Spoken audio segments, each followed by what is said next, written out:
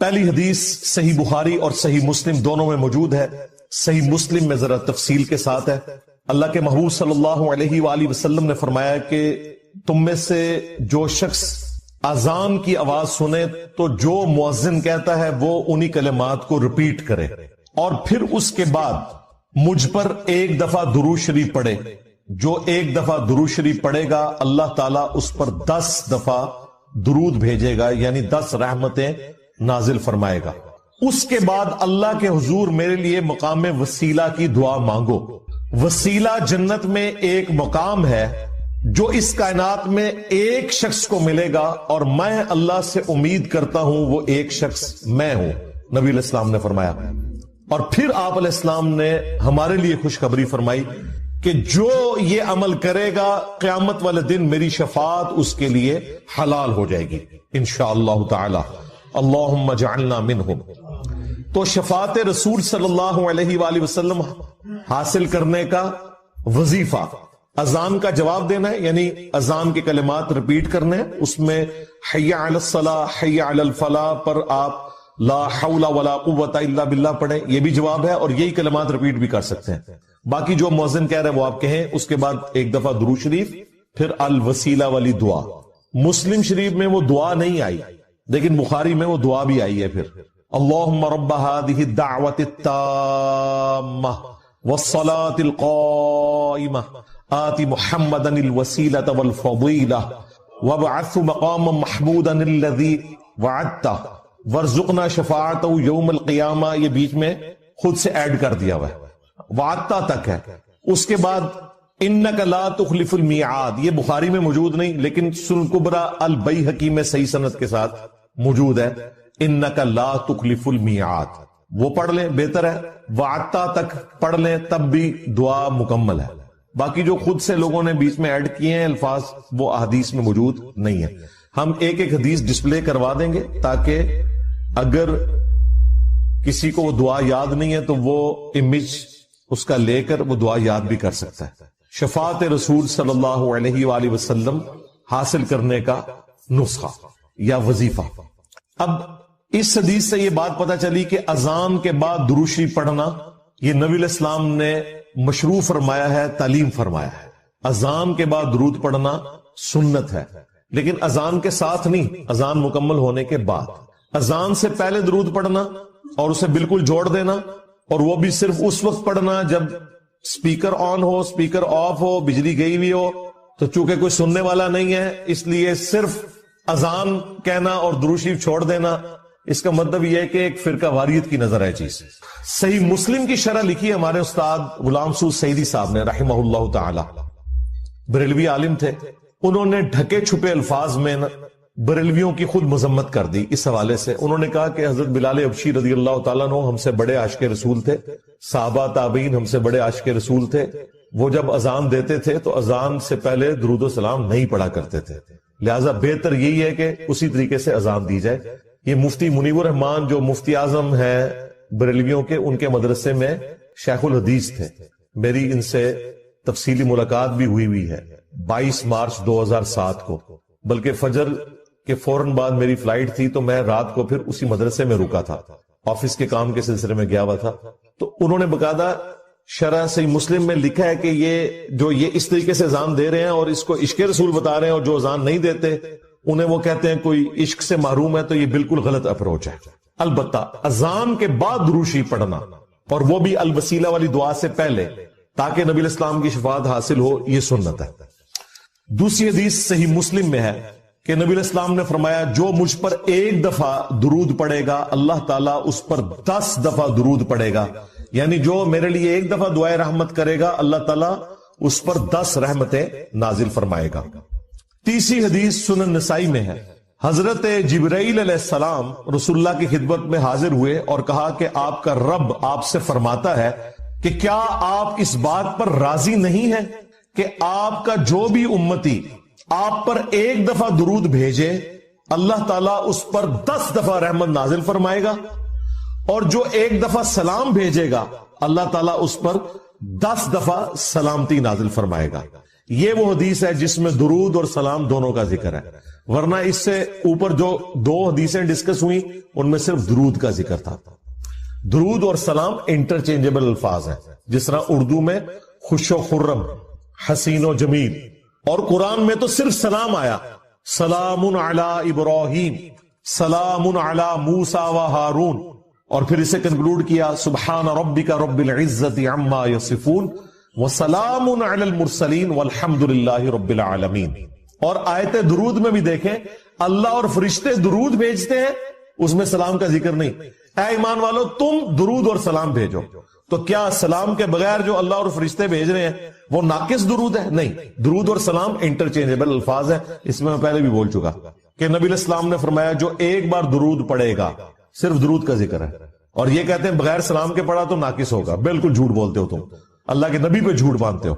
اللہ تعالیٰ اس پہ 10 رحمتیں نازل فرمائے گا، 10 گناہ معاف کر دے گا، اور اس کے 10 درجات بلند فرمائے گا.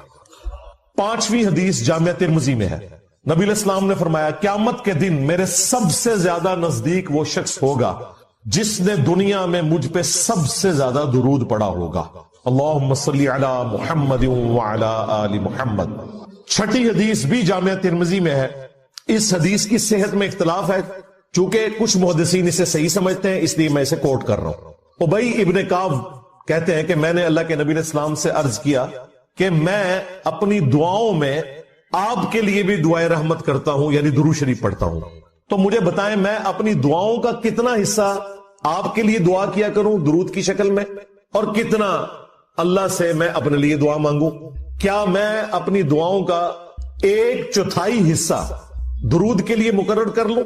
نبی علیہ السلام نے فرمایا بہت اچھا ہے، لیکن اس سے بھی زیادہ کرو تو تمہارے لیے اور بہتر ہے. انہوں نے پھر عرض کیا یا رسول اللہ صلی اللہ علیہ وآلہ وسلم میں اپنی دعاؤں کا آدھا حصہ درود کے لیے کرتا ہوں اور آدھا باقی دعاؤں کے لیے. آپ نے فرمایا بہت اچھا ہے، اس سے بھی زیادہ کرو تو اور اچھا ہے. درود شریف کا جو سب سے پسندیدہ صیغہ ہے نا، وہ وہی ہے جو ہمارے درود ابراہیمی کا پہلا جز ہے، اللہم صلی علی محمد وعلی آل محمد. سنن نسائی میں حدیث ہے، انٹرنیشنل نمبر کے مطابق 1293 اور ایک نمبرنگ کے مطابق ہے 1292. یہ مجھے زبانی یاد ہے نمبر، 12 نبی علیہ السلام کی نسبت سے اور 92 محمد کی وجہ سے 1292 سنن نسائی. زید ابن خارجہ سے نبی علیہ السلام نے فرمایا مجھ پہ درود پڑھنا لازم کر لو اور اپنی دعاؤں میں پڑھا کرو اللہم صلی علی محمد وعلی آل محمد. یہ سنی شیعہ دونوں کے ہاں پڑھا جاتا ہے. اس کے علاوہ بخاری اور مسلم میں درود ابراہیمی ہے جو ہم نماز میں پڑھتے ہیں، یہ بھی ثابت ہے. باقی جتنے بھی درود ہیں اسی سے ملتے جلتے ہیں. صلی اللہ علیہ وآلہ وسلم یہ بھی نبی علیہ السلام سے ثابت ہے. صحیح مسلم میں حضرت عیسیٰ علیہ السلام کے لیے آپ نے کہا وَنُزُولِ عِیسَى ابْنَ مَرْیَمَ صلی اللہ علیہ وسلم وآلہ وسلم کے ساتھ پڑھنا بہتر ہے، کیونکہ نبی علیہ السلام نے اسی کی ترغیب دلائی ہے. درود ابراہیمی میں بھی دیکھیں باقی درودوں کے اندر. اب رہا مسئلہ کتنی تعداد میں پڑھا جائے، جتنی حسب توفیق ہو. مجموع الزوائد میں ایک صحیح سند کے ساتھ حدیث موجود ہے سنن طبرانی کے ریفرنس سے کہ جو شخص صبح کے وقت 10 دفعہ درود شریف پڑھ لے اور 10 دفعہ شام کے وقت، قیامت والے دن اسے میری شفاعت نصیب. تو یہ بڑا آسان ہے. 10 دفعہ اللہم صلی علی محمد وعلی آل محمد پڑھنے میں کتنا ٹائم لگتا ہے؟ باقی اللہ تعالیٰ نے ڈیٹم لیول کے اوپر تو آپ پہ ویسے ہی یہ لازمی کر دیا ہے. نماز میں ہم درود شریف پڑھ ہی رہے ہوتے ہیں، ہر نماز میں پڑھ رہے ہوتے ہیں. درود شریف کے بغیر تمہاری نماز ہی مکمل نہیں ہوتی. اور ہماری نماز تو ہم تو دعائے قنوت کے بعد بھی درود شریف پڑھتے ہیں، صحیح سند سے ثابت ہے. نماز جنازہ میں بھی درود شریف پڑھتے ہیں، ہر جگہ درود شریف ہے. مسجد میں داخل ہوتے وقت درود شریف ہے، وہ حدیثیں موجود ہیں، وہ میں نے اس لیکچر میں ساری حدیثیں بتائی ہیں. ہر خطبے کے آغاز میں درود شریف ہے. جس مجلس میں نبی علیہ السلام کا ذکر ہو وہاں پہ درود شریف ہے. مولا علی علیہ السلام سے حدیث ہے جامعہ ترمذی میں صحیح سند کے ساتھ کہ نبی صلی اللہ علیہ وآلہ وسلم نے فرمایا وہ شخص کنجوس ہے جس کے سامنے میرا ذکر ہو اور مجھ پر درود نہ پڑھے، اللہم صلی علی محمد وعلی آل محمد. اور ترمذی میں ایک حدیث ہے وہ شخص تباہ و برباد ہو جائے جس کے سامنے میرا ذکر ہو اور مجھ پر درود شریف نہ پڑھے، اللہم صلی علی محمد وعلی آل محمد. اور اس کے علاوہ سنن طبرانی میں بھی ایک روایت ہے، اس روایت کی صحت پہ اختلاف ہے، لیکن چونکہ کچھ محدثین اسے صحیح سمجھتے ہیں اس لیے میں ضرور بیان کرتا ہوں کہ جو شخص روزانہ 100 دفعہ درود شریف پڑھ لے تو قیامت والے دن اللہ تعالیٰ اسے شہیدوں کے ساتھ اٹھائے گا اور اس کی دونوں آنکھوں کے درمیان لکھا ہوگا کہ یہ شخص منافقت اور دوزخ کی آگ سے بری ہے. 100 دفعہ درود شریف، میری تو کوشش ہوتی ہے کہ 100 دفعہ درود شریف روزانہ کم از کم ضرور پڑھا جائے. اگر کوئی روزانہ نہیں پڑھ سکتا 10 دفعہ تو پڑھ لیں. اور نبی علیہ السلام کے آپ اکثر وظائف دیکھیں گے وہ 100 دفعہ ہی ہیں. اکثر وظائف جو زیادہ تعلیم کیے گئے، جیسے بخاری مسلم میں حدیث ہے کہ جو شخص 100 دفعہ پڑھ لے سبحان اللہ و بحمدہ تو اس کے سارے گناہ معاف کر دیے جائیں گے، چاہے سمندر کی جھاگ کے برابر ہو. اور جو شخص صبح و شام 100 دفعہ یہی پڑھے تو قیامت دن اس سے بڑھ کے کوئی عمل نہیں لے کے آ سکتا سوائے اس کے کہ جو اس سے زیادہ وہ کلمات پڑھ لے. 100 کا دفعہ. پھر بخاری میں 70 دفعہ استغفار کا ذکر ہے. پھر تسبیح فاطمہ بھی جو ہے 100 دفعہ ہے. 33 دفعہ سبحان اللہ، 33 دفعہ الحمدللہ، 34 دفعہ اللہ اکبر، یا 33 دفعہ اللہ اکبر اور 100 کا عدد پورا کرنے کے لیے بخاری مسلم میں آتا ہے لا الہ الا اللہ وحدہ لا شریک لہ لہ الملک ولہ الحمد وہو علی کل شیء قدیر. تو یہ سارے 100 والے ہیں. زیادہ تو آپ جتنا مرضی پڑھیں.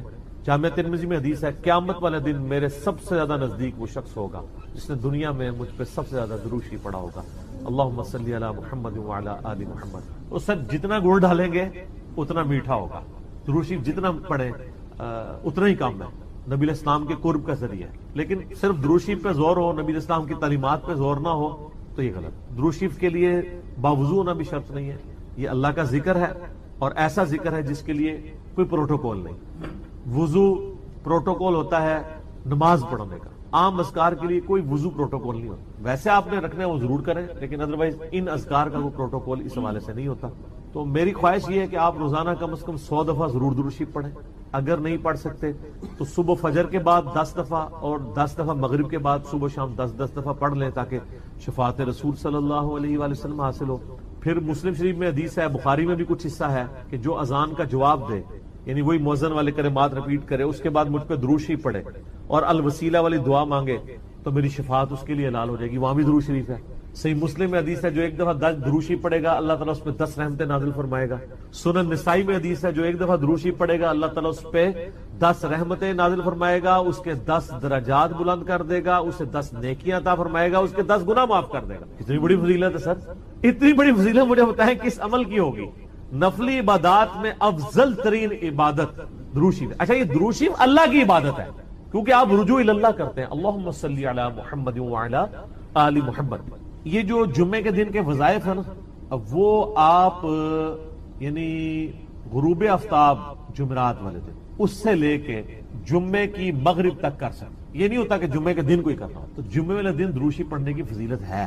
ابو داؤد کے اندر اور ترمذی کے اندر، سنن نسائی میں، ابن ماجہ میں حدیث ہے کہ نبی صلی اللہ علیہ وآلہ وسلم فرمایا کہ جمعے کا دن تمام دنوں کا سردار ہے. اسی دن آدم علیہ السلام پیدا ہوئے، اسی دن وہ فوت ہوئے، اسی دن پہلا سور پھونکا جائے گا، دوسرا سور پھونکا جائے گا، قیامت قائم ہوگی. تم جمعے والے دن مجھ پہ کثرت سے درود پڑھو، تمہارا درود مجھ پر پیش کیا جائے گا. تو صحابہ کرام نے جرت کر کے پوچھا یا رسول اللہ صلی اللہ علیہ وسلم جب آپ مر جائیں گے اور آپ کی ہڈیاں مٹی میں مل جائیں گے. سر یہ صحابہ کے الفاظ ہیں جب تک 295C نہیں تھی مدینہ شریف، ورنہ آج کل تو کوئی سوال کر سکتا ہی. صحابہ پہ اللہ کی کروڑوں رحمتیں وہ سوال کیے تو ہمیں عقیدے پتہ چلے. تو نبی علیہ السلام نے فرمایا کہ ان اللہ حرم علی الارض ان تأکل اجساد الانبیاء. بے شک اللہ نے مٹی پہ حرام کر دیے کہ نبیوں کے جسموں کو کھائے. تو نبیوں کے جسم سلامت ہیں قبروں کے، ان پر درود شریف پیش ہو. تو جمعے والے دن درود شریف کی خاص فضیلت ہے. جمعے والے دن ضرور 100 بار پڑھ لیا کریں. نبی علیہ السلام کی بارگاہ میں درود شریف پیش ہو رہا ہوتا ہے. وہ سنن نسائی میں حدیث ہے نا، زمین پہ کچھ فرشتے سیاحت کرتے ہیں، میرے امتیوں کا سلام مجھ تک پہنچاتے ہیں. اور میں نے دیکھا ہے کہ یہ حقیقت بات ہے. مسلمانوں کے جتنے مقادم فکر ہیں ان میں سے 2 مقادم فکر میں نے درود شریف کا بہت اہتمام دے. نبی علیہ السلام کا مبارک ذکر کرتے ہیں. پہلے نمبر پہ شیعہ حضرات کو کہ وہ درود شریف کا بہت اہتمام کرتے ہیں، اور دوسرے نمبر پہ اہل حدیث کے ہاں. آپ عرب میں چلے جائیں، آپ وہاں پہ عربی خطبے سنیں ان کے جمعوں کے. سر اگر ایک جملے میں 3 دفعہ آ رہا ہے نا تو وہ قال النبی صلی اللہ علیہ وآلہ وسلم پورا پڑھیں گے. یہاں ہمارے لوگ بیان کرتے پوری تقریر، میرے حضور گئے، حضور آئے، حضور نے کیا، درود شریف ایک دفعہ بھی نہیں پڑھتے کیونکہ ٹرینڈ میں نہیں. تو یہ ٹرینڈ سیٹ کرنا چاہیے. اور یہ بھی آپ کا کام ہے کہ جب کسی علماء سے آپ یہ سنیں کہ وہ بغیر درود شریف کے نبی صلی اللہ علیہ وآلہ وسلم کا ذکر کر رہے ہیں تو آپ اسے بتائیں کہ یار چلو 4 دفعہ نام لیا ہے، 1 دفعہ تو درود شریف ساتھ پڑھتے ہیں. اور لیکن میں آپ کو بتاؤں بزرگوں کے جب نام لیں گے نا کبھی بغیر رحمت اللہ لے کے نہیں لیں گے. آپ یہ دیکھیں کہ کبھی کوئی کہہ دے کہ شیخ عبد القادر جیلانی نے فرمایا، ہمیشہ کہیں گے رحمت اللہ علیہ. تو پھر سر ہم کیوں نہ کہیں کہ آپ بابوں کو نبی علیہ السلام سے اوپر سمجھتے ہیں. بغیر رحمت اللہ علیہ کا کبھی بھی یہ ذکر نہیں کریں گے اپنے بابوں کا، لیکن نبی صلی اللہ علیہ وآلہ وسلم کا ذکر کر دیں. تو درود شریف کا اہتمام کرنا چاہیے. نبی صلی اللہ علیہ وآلہ وسلم نے اس کی ترغیب دلائی ہے. یہاں پہ میں ایک مسئلہ عرض کر دوں، جو درود شریف کے دشمن ہے نا، اہل بیت کے دشمن، وہ اکثر اس چیز کو اٹھاتے ہیں، وہ کہتے ہیں جی یہ جو درود شریف میں ذکر ہے نا اللہم صلی علی محمد وعلی آل محمد، یہاں آل محمد سے مراد نبی علیہ السلام کے اہل بیت نہیں ہے صرف، بلکہ پوری امت ہے، کیونکہ قرآن میں تو آل فرعون کہا گیا ہے فرعونیوں کو، آل موسیٰ، تو یہ بھی آل محمد سے مراد ہے محمد والے نہ۔ یہ کہانیاں اس وقت تک تھی جب تک کہ انجینئر صاحب کی ویڈیوز بخاری مسلم کی روشنی میں سامنے نہیں آئی تھی۔ صحیح بخاری میں یہ الفاظ ہیں کہ صحابہ کرام نے کہا اے اللہ کے محبوب صلی اللہ علیہ وآلہ وسلم، ہم نے سلام تو آپ پہ عرض کرنا سیکھ لیا ہے، السلام علیکہ ایھا النبی ورحمۃ اللہ وبرکاتہ، نماز میں آپ ہمیں یہ بتائیے کہ ہم آپ اور آپ کے اہل بیت پر درود کیسے پڑھیں، آپ اور آپ کی آل پہ نہیں، اہل بیت۔ تو کوئی نبی علیہ السلام کا امتی جو غیر سید ہے اور وہ کہہ سکتا ہے میں اہل بیت ہوں، تو اہل بیت کے اگینسٹ آل محمد آپ نے تعلیم دی۔ درود شریف میں آل محمد سے مراد اہل بیت نبی علیہ السلام کی جو اولاد ہے، یعنی آل علی، آل عقیل، آل عباس، آل جعفر، جو صحیح مسلم میں غدیر خون کی حدیث کے اندر موجود۔ تو یہ یہاں آل محمد سے مراد اہل البیت ہیں نبی علیہ السلام کی۔ باقی ان پہ درود پڑھیں گے تو ہم پہ تو ویسے ہی رحمتیں نازل ہو جانی ہیں، ان کے صدقے ہم تک بھی پہنچ جائیں گی اس حوالے سے۔ تو یہ میں نے ایک ضمناً مسئلہ عرض کر لیا، لوگ بیچ میں نا یہ ایک پخے چھوڑ رہے ہوتے ہیں، تو میں نے اس پہ میرا یوٹیوب پہ کلپ بھی چڑھا ہوا ہے درود اور اہل بیت کے دشمن، تو اس میں نے بتایا تھا یہ یعنی اپنے بغض کا اظہار اس طریقے سے کر رہے ہوتے ہیں، ان کو تو کوئی چیز اس طریقے سے ہضم نہیں ہو رہی ہوتی نا، تو وہ جان بوجھ کے ایسی باتیں نکالتے ہیں۔ درود شریف پڑھیں، اور مجھے یاد ہے کہ 3-4 سال پہلے مجھے ایک بریلوی بھائی کا فون آیا، تو مجھے کہنے لگے کہ جی آپ کی ویڈیوز بہت اچھی ہیں، میں آپ کی ویڈیوز کی وجہ سے مسلک چھوڑا، سب کچھ سیکھا، آپ سے ایک ریکویسٹ کرنی ہے کہ آپ جب درود شریف پڑھتے ہیں نا تو آپ صلی اللہ علیہ وآلہ وسلم پڑھا کریں۔ تو آپ میری پرانی ویڈیوز دیکھیں تو اس میں صلی اللہ علیہ وسلم ہوتا تھا، تو میں نے اس کا پھر یہ مشورہ مانا، تو پھر میں نے آہستہ آہستہ اپنے آپ کو اس کا عادی کیا کہ وآلہ وسلم بھی کہا جائے، کیونکہ نبی صلی اللہ علیہ وآلہ وسلم کو یہ چیز پسند ہے کہ آپ صلی اللہ علیہ وآلہ وسلم کے اہل بیت کا ذکر کیا جائے، اس لیے درود ابراہیمی میں بھی اہل بیت کا ذکر کیا گیا۔ اچھا، درود ابراہیمی میں بعض لوگ کہتے ہیں یہ جو آل ابراہیم کا ذکر ہے تو آپ یہودیوں پہ درود پڑھ رہے ہوتے ہیں۔ نہیں سر، یہودیوں میں کہاں درود ہے؟ اس میں ہے کہ اے اللہ درود بھیج محمد صلی اللہ علیہ وآلہ وسلم اور ان کی آل یعنی اہل بیت کے اوپر جیسا کہ تو نے رحمت بھیجی تھی۔ مثال ہے، اب والے یہودی تو ہے ضربت علیہم الذلہ والمسکنہ، یہ تو مغضوب علیہم ہے، یعنی مراد وہ جو اہل توحید تھے بنی اسرائیل میں سے۔ کون؟ حضرت موسیٰ علیہ السلام، عیسیٰ علیہ السلام، یعقوب علیہ السلام، یوسف علیہ السلام، جن پہ اولاد ابراہیم تو یہ ہے نا، وہ تو اولاد ابراہیم نہیں ہے نا جس نے ابراہیم والے کام ہی چھوڑ دیے۔ وہ تو قرآن میں آیا کہ حضرت نوح علیہ السلام نے کہا یا اللہ یہ میرا بیٹا ہے، اللہ فرمایا اس کے تو اعمال ہی کافر والے، تیرا بیٹا ہی نہیں، بیگوٹن سن تھا۔ تعلیمات پہ عمل نہ کرنے کی وجہ سے اللہ تعالیٰ نے بیگوٹن سن ہونا، سلبی بیٹا ہونے کا بھی انکار کر دیا۔ تو یہاں میں سیدوں سے بھی ریکویسٹ کروں گا کہ مہربانی کریں امت کے اوپر، اگر نوح علیہ السلام کا بیٹا ان کے طریقے پہ نہ چلے تو وہ ان کی آل سے فارغ ہے، اور آپ لوگ جو ہیں وہ چرچ کے اڈے چلا رہے ہوں، شراب کے ڈیرے چلا رہے ہوں۔ مجھے اگلے دن ایک بھائی کی کال آئی ہمارے ادھر ہی جرمنی سے، وہ خود شیعہ تھے اور وہ رونا رو رہے تھے کہ یار اس وقت اہل بیت کے خلاف ایک پوری مہم کھڑی کی گئی، آپ کو پتہ ہے نا یہاں پہ امیر شام کے نام کے نعرے بھی لگوائے گئے۔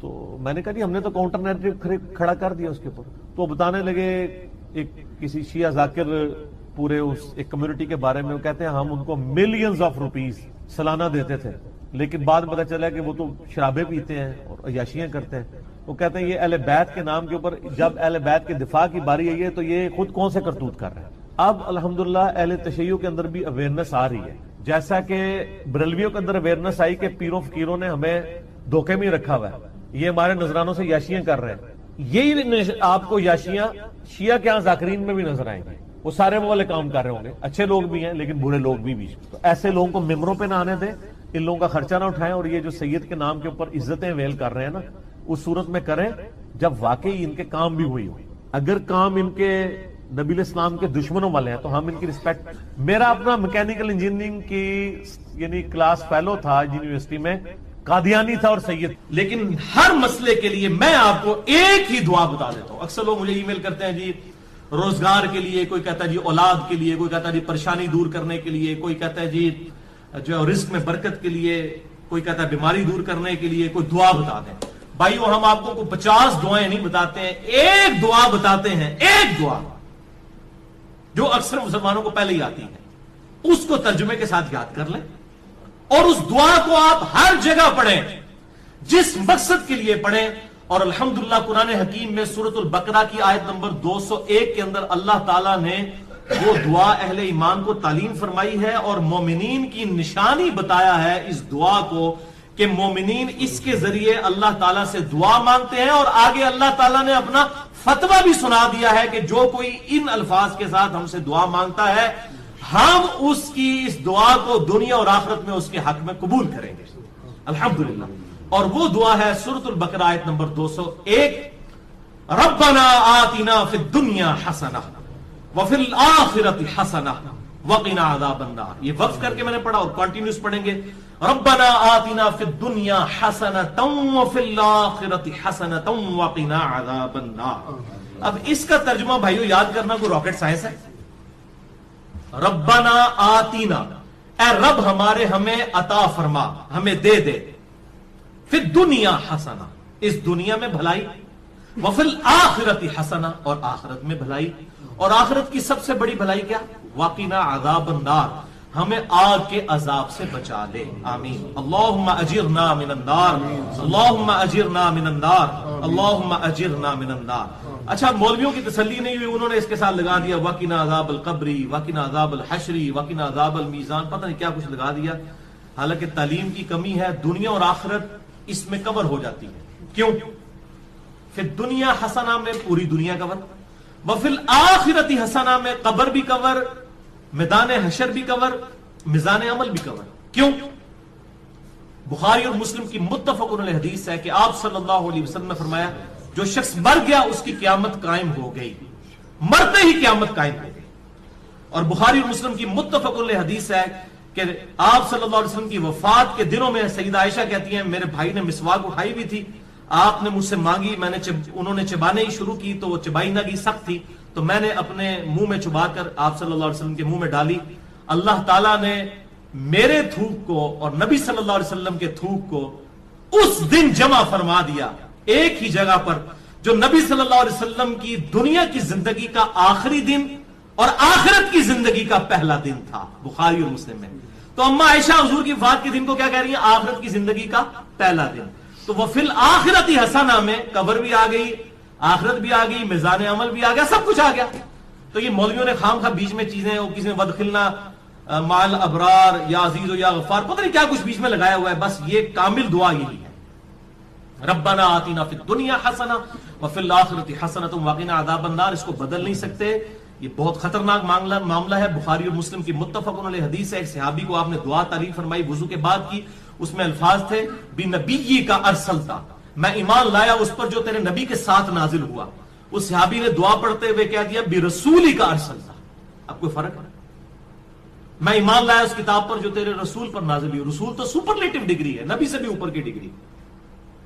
ہر نبی رسول نہیں ہوتا، چاند ایک رسول. آپ صلی اللہ علیہ وسلم فرمایا تو نے میرے الفاظ کیوں چینج کیے؟ وہی کہہ جو میں نے کہا تھا بنبی کا ارسل تھا. اب اس نے کہا یا رسول اللہ میں نے کون سی گستاخی کر دی ہے، میں تو اچھے الفاظ استعمال کیے ہیں، عشق دے چلے نمبر لے گئے، عقل والے آتے انجے ہی عملہ گالیاں، کچھ نہیں انہوں نے کہا. اب جو نبی صلی اللہ علیہ وسلم اپنے الفاظ کو نہیں بدلنے دے رہے اور اچھے الفاظ اس نے استعمال کیے، وہ یہ اجازت دیں گے کہ آپ صلی اللہ علیہ وسلم کی سنت دعاؤں کو آپ اس حوالے سے چینج کریں کہ اس میں چیزیں ایڈ کرنا شروع کر دیں، یہ آپ صلی اللہ علیہ وسلم اجازت دیں گے؟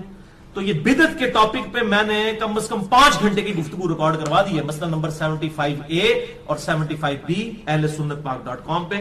اس میں بھی میں نے یہ ان حدیثوں کو ڈیٹیل کے ساتھ ڈسکس کیا تھا. لہذا نوکری کا مسئلہ ہو، رشتے کا مسئلہ ہو، پیپر دیے میں وہ پاس ہونے کا ایشو ہو، بیماری کا مسئلہ ہو، کوئی مسئلہ ہے اپنے ذہن میں رکھیں اور پھر دنیا حسنہ کو دل میں رکھیں کہ دنیا میں میرے لیے بھلائی، ہر چیز بھلائی. اچھی صحت کیا بھلائی نہیں ہے؟ اچھی نوکری کیا بھلائی نہیں ہے؟ اچھی بیوی کیا بھلائی نہیں ہے؟ ہر چیز ذہن میں رکھتے ہوئے جو آپ کی خواہش ہے یہ دعا کریں، ربنا آتنا فی الدنیا حسنہ وفی الآخرۃ حسنۃ وقنا عذاب النار. اور اس میں یقین کریں آپ کو گلٹ بھی نہیں ہوگا، صرف آپ اللہ سے دنیا نہیں مانگ رہے ہوں گے، کیونکہ سورۃ البقرہ میں آتا ہے کہ جو دنیا دار لوگ ہیں نا، جو اللہ سے باغی لوگ ہیں، وہ کہتے ہیں اللہ ہمیں دنیا میں ہی عطا فرما دے. اور اللہ تعالیٰ پھر ساتھ فرماتا ہے سورۃ البقرہ آیت نمبر 201 کہ جو میرے نیک ایمان والے بندے ہیں وہ یہ نہیں کہتے اللہ ہمیں دنیا میں ہی دے دے، وہ کہتے ہیں ربنا آتنا فی الدنیا حسنہ وفی الآخرۃ حسنۃ وقنا عذاب النار. اچھا اب آپ ویسے دعا کر رہے ہو اللہ میں پاس ہو جاؤں یا اچھا رشتہ ہو جائے یا نوکری لگ جائے، اس وقت آپ پیورلی دنیا کی دعا کر رہے ہوں گے، لیکن جب آپ یہ دعا کریں گے تو آپ اللہ تعالیٰ کو بھی ناراض نہیں کریں گے، دونوں چیزیں ایڈ ہو جائیں گی ساتھ، یعنی اللہ تعالیٰ کو بھی آپ سے کوئی گلہ شکوہ اس حوالے سے نہیں رہے گا. آپ کہہ رہے ہوں گے یا اللہ ربنا آتنا فی الدنیا حسنہ وفی الآخرۃ حسنۃ وقنا عذاب النار، تو آپ اہل ایمان میں شامل ہو جائیں گے سورۃ البقرہ آیت نمبر 201 کے تحت.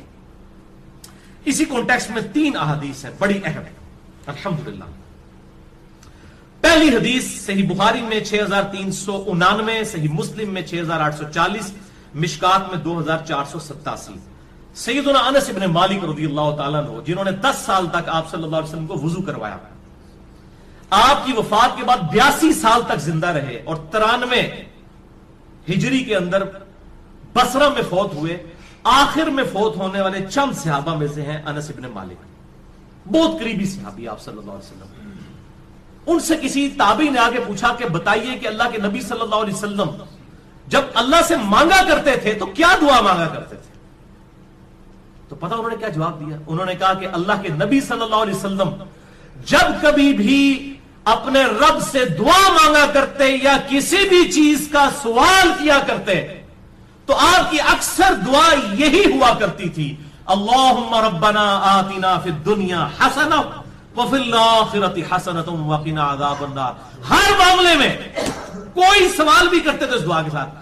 اور بھائی یہ دعا کا ترجمہ یاد کرنا کو مشکل ہے تو کیا ضرورت ہے اردو میں دعائیں کرنے کی؟ میرے بھائی ایک دعا یاد کر لیں، نبی صلی اللہ علیہ وسلم نے تعلیم فرمائی ہے، اللہم ربنا آتنا فی الدنیا حسنہ وفی الآخرۃ حسنۃ وقنا عذاب النار. اور دوسری حدیث تو انتہائی رکت انگیز حدیث ہے جو میں نے مسئلہ تقدیر والے لیکچر مسئلہ نمبر 104 ABC میں بھی بیان کی تھی. صحیح مسلم میں 6835، مشکات میں 2502. یہی انس ابن مالک کہتے ہیں جنہوں نے یہ دعا روایت کی ہے. یہ کہتے ہیں کہ آپ صلی اللہ علیہ وسلم کے زمانے میں آپ کا ایک صحابی بیمار ہو گیا تو آپ اس کی عیادت کے لیے تشریف لے گئے. وہ اتنا کمزور ہو چکا تھا بیماری کی وجہ سے جیسے کہ پرندے کا کوئی بچہ ہوتا ہے چھوٹا سا، ہڈیوں کا ڈھانچہ بن چکا تھا. آپ نے جب اس کی حالت دیکھی آپ کو پتا چل گیا کہ انہیں کو کم پایا. آپ نے فرمایا وہ بتا تو اللہ سے کیا مانگتا رہتا ہے؟ اس نے کہا یا رسول اللہ میں اللہ سے دعا کرتا ہوں اے اللہ جو تو نے مجھے آخرت میں عذاب دینا ہے دنیا کی زندگی میں ہی دے دے. بولے اعوذ باللہ تعالی. آپ فرمایا سبحان اللہ، اللہ پاک. جب آپ حیران ہوتے تو یہ بات کہا کرتے سبحان اللہ. اوے تو اللہ تعالیٰ کا اس دنیا میں عذاب سہ سکتا ہے جو اللہ سے تو نے یہ دعا کی؟ نہ تو دنیا کی زندگی میں اللہ کا عذاب برداشت کر سکتا ہے نہ آخرت کی زندگی میں. اور تجھے تو چاہیے تھا کہ تو اللہ سے دعا کرتا اللہم ربنا آتنا فی الدنیا حسنہ وفی الآخرۃ حسنۃ وقنا عذاب النار. یہ کیا تو دعائیں کرتا رہے؟ اس میں وہ فنیٹک قسم کے جو صوفیاء ہیں نا ان کا بھی ارادہ، وہ کہتے ہیں سانو دنیا نہیں چاہیے آخرت ہی چاہیے. اور اللہ کے نبی کہہ رہے ہیں دنیا بھی اچھی آخرت بھی اچھی. اچھا انس ابن مالک کہتے ہیں جب آپ صلی اللہ علیہ وسلم نے اسے یہ بات ارشاد فرمائی پھر اس نے یہی دعا مانگ کر اللہ کی طرف متوجہ ہوا، اللہم ربنا آتنا فی الدنیا حسنہ وفی الآخرۃ حسنۃ وقنا عذاب النار. تو اللہ تعالیٰ نے اسے شفا عطا فرما دی. اب اس سے بھی پتہ چلا بیماری کی شفا بھی یہی ہے، اللہم ربنا آتنا فی الدنیا حسنہ وفی الآخرۃ حسنۃ وقنا عذاب النار. آپ میں کہتا ہوں یہ جامع دعا کریں، ساری دعائیں جو ہیں اس کے اندر شامل ہیں. اچھا قرآن میں تو ہے ربنا آتنا فی الدنیا حسنہ اور بخاری مسلم میں ہے اللہم ربنا آتنا فی الدنیا حسنہ. تو اللہم کے ساتھ اے ہمارے اللہ یہ بھی ٹھیک ہے اور صرف ربنا آتنا بھی ٹھیک ہے، بلکہ قرآن حکیم میں سورۃ المائدہ میں حضرت عیسیٰ علیہ السلام کی جو دعا آتی ہے اس میں بھی ہے اللہم ربنا انزل علینا مائدۃ من السماء. تو قرآن میں بھی الفاظ ہیں اللہم ربنا کے. ویسے تو ہمارے لیے بخاری مسلم کے الفاظ ہی کافی تھے، لیکن میں پھر بھی کیڑا نکالنے کے لیے کوئی یہ نہ کہ جی قرآن میں تو صرف ربنا آیا آپ اللہم کیوں لگا رہے ہیں. تو اللہ تعالیٰ نے بھی یہ دعا حضرت عیسیٰ علیہ السلام کی نقل کی ہے اللہم ربنا آتنا فی الدنیا حسنہ. یہ پڑھنا بخاری اور مسلم سے ثابت ہوا.